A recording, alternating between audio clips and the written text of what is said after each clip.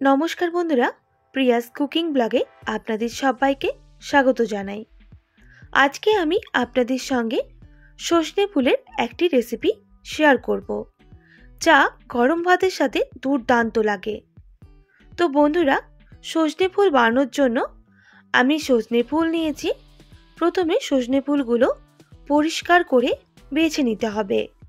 অবশ্যই চেক করে নিতে হবে এর মধ্যে কোনো রকম পোকামাকড় রয়েছে নাকি।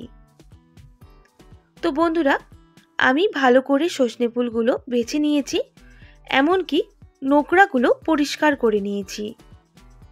অবশ্যই ভালো করে ফুলগুলোকে বেছে নিতে হবে। এরপর 3 থেকে 4 বার জল পাল্টে ফুলগুলোকে পরিষ্কার করে ধুয়ে নিতে হবে।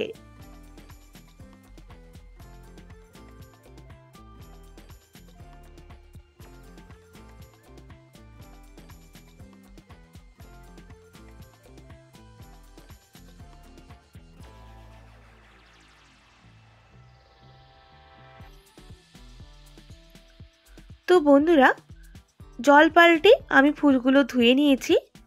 আরেকটা পাত্রে দিয়ে দেব বেশ অনেকটাই পরিমাণ লবণ, আর দিয়ে দিচ্ছি সামান্য পরিমাণ হলুদের গুঁড়ো। ভালো করে জলটা মিক্স করে নিতে হবে।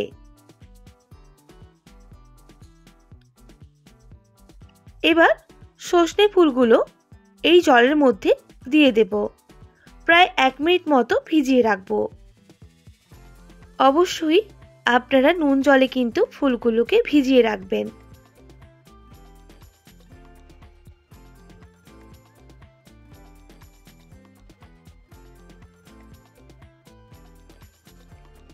এক মিনিট পর ফিরে এলাম।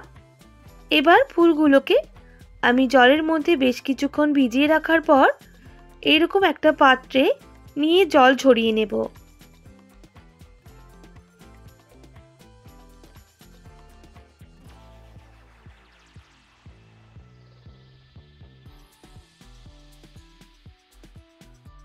তো দেখতেই পাচ্ছেন ফুলগুলো কিন্তু অনেকটাই পরিষ্কার হয়ে গেছে, আর এদিকে জলটাও ঝরে গেছে।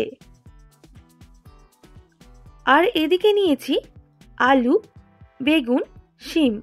যেহেতু আমি সজনে ফুলের চচ্চড়ি বানাবো, এর জন্য বেগুনগুলো এইরকম ছোট করে কেটে নিতে হবে। একইভাবে আলুটাও কেটে নেব একদম ছোট ছোট করে, তাতে এগুলো খুব তাড়াতাড়ি সুসেদ্ধ হয়ে যাবে। আর শিমটাও দেখতে পাচ্ছেন কতটা ছোট করে কেটে নিয়েছি। অবশ্যই কাটার আগে শিমগুলো চেক করে নিতে হবে এর মধ্যে কোনো রকম পোকা রয়েছে নাকি। এরপর একটা কড়াই বসিয়ে দিলাম।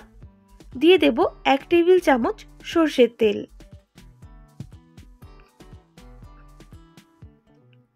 তেলটা খুব ভালোভাবে গরম হয়ে গেলে 2টো শুকনো লঙ্কা দিয়ে দিতে হবে, আর সামান্য 5 ফোড়ন। এবার ফোড়নটা খুব ভালো করে ভেজে নেব। ফোড়ন থেকে খুব সুন্দর একটা গন্ধ বের হলে দিয়ে দিতে হবে আলু। আর দিয়ে দিচ্ছি শিম।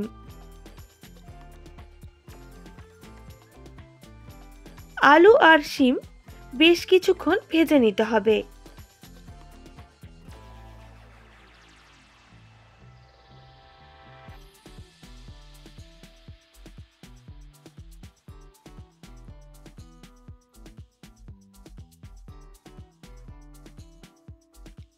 বেশ কিছুক্ষণ ভেজে নেওয়ার পর আমি বেগুনগুলো দিয়ে দেব,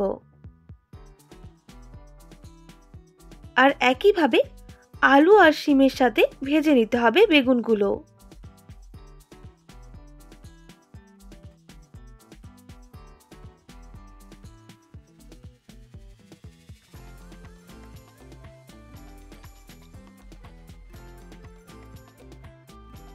বেশ কিছুক্ষণ আলু, শিম, বেগুন ভেজে নেওয়ার পর দিয়ে দিচ্ছি স্বাদ মতো লবণ আর সামান্য পরিমাণ হলুদের গুঁড়ো।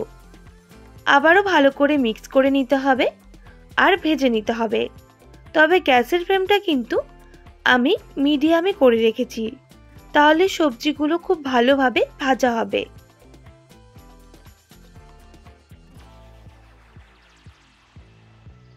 এবার আমি ঢাকনা দিয়ে ঢেকে দেব প্রায় 1 মিনিট মতো।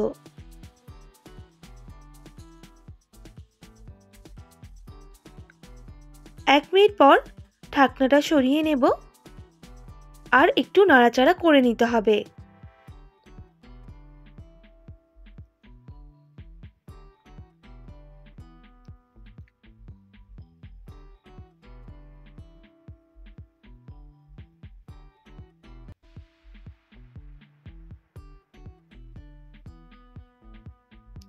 আবারও ঢাকনা দিয়ে ঢেকে দিচ্ছি প্রায় 1 মিনিট মতো, তাহলে সবজিগুলো ভালোভাবে সুসেদ্ধ হয়ে যাবে। 1 মিনিট পর ঢাকনাটা সরিয়ে নেব আর গ্যাসের ফ্লেমটা হাই করে আবারও সবজিগুলো ভালোভাবে ভেজে নেব।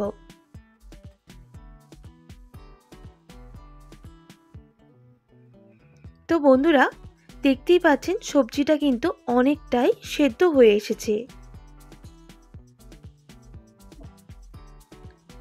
এবার আমি দিয়ে দিচ্ছি হলুদ, সরষে আর পোস্ত বাটা প্রায় 2.5 টেবিল চামচের মতো,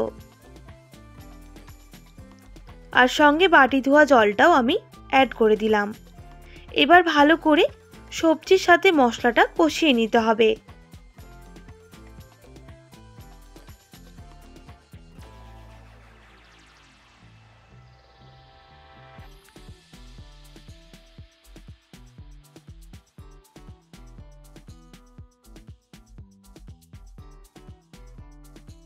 এরপর গুঁড়ো মশলা দিয়ে দিচ্ছি সামান্য পরিমাপ ঝাল লঙ্কার গুঁড়ো।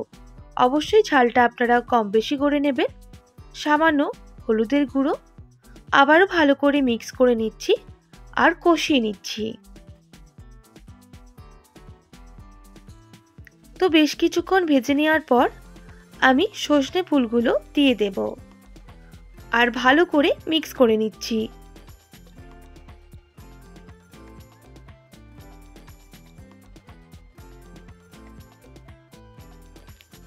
এইভাবে সজনে ফুল রান্না করলে একটুকুনো তেতো হয়ে যাবে না। আর অনেকেই সজনে ফুল সেদ্ধ করে ব্যবহার করে, সেক্ষেত্রে সজনে ফুলের উপকারটাই চলে যাবে। তাই এইভাবে রান্না করলে কিন্তু খেতে দুর্দান্ত হয় আর একটুকুনো তেতো হয়ে যায় না। আবারও ভালো করে মিক্স করে নিলাম, একটু ঢাকনা দিয়ে ঢেকে দিলাম যাতে সজনে ফুলগুলো ভালোভাবে সুসেদ্ধ হয়ে যায়, যেহেতু আমি অনেকটাই দেরিতে সজনে ফুলটা দিয়েছি।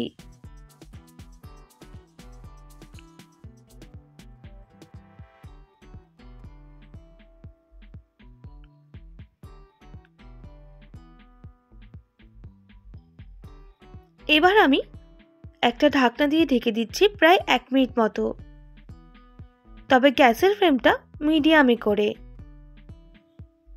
1 মিনিট পর ঢাকনাটা সরিয়ে নিতে হবে আর ভালো করে নাড়াচাড়া করে নিতে হবে।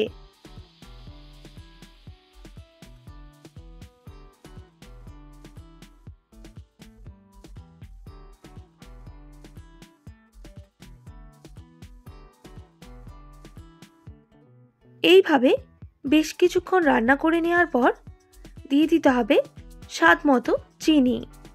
চিনিটা অবশ্যই ব্যবহার করতে হবে, যেহেতু সজনে ফুল তেতো, তার জন্য অবশ্যই একটু চিনির ব্যবহার করতে হবে, তাহলে খেতে কিন্তু ভালো লাগবে। তেতো ভাবটা ব্যালেন্সও হবে আর স্বাদটাও দুর্দান্ত হবে। আবারও ভালো করে মিশিয়ে নিচ্ছি আর একটু এইভাবে সবজিগুলো ম্যাশ করে নিতে হবে, যেহেতু আমি সজনে ফুলের চচ্চড়ি বানাচ্ছি।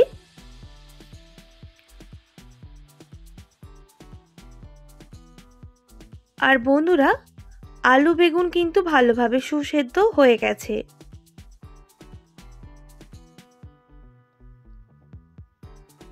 এবার গ্যাসের ফ্লেমটা হাই করে দেব আর একটু নাড়াচাড়া করে নেওয়ার পরই নামিয়ে নেব।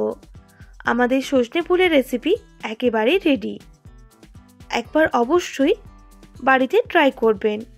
আমি সম্পূর্ণ নিরামিষ পদ্ধতিতে বানিয়েছি। আর কেমন লাগলো কমেন্ট করে অবশ্যই জানাবেন। আশা করি আজকের রেসিপি আপনাদের ভালো লেগেছে। ভালো লেগে থাকলে অবশ্যই একটি like, comment, share and subscribe করে আমার পাশে থাকার অনুরোধ রইল। পাশে থাকা বেল আইকনটিও প্রেস করে দেবেন, তাহলে নিত্য নতুন রান্নার ভিডিওগুলি আপনাদের কাছে পৌঁছে যাবে। আজকের মতো এতটাই। আবারও নতুন কোনো রেসিপি নিয়ে দেখা হবে। আপনারা ভালো থাকবেন, সুস্থ থাকবেন, আর এতক্ষণ আমার সঙ্গে থাকার জন্য অনেক ধন্যবাদ আপনাদের সবাইকে।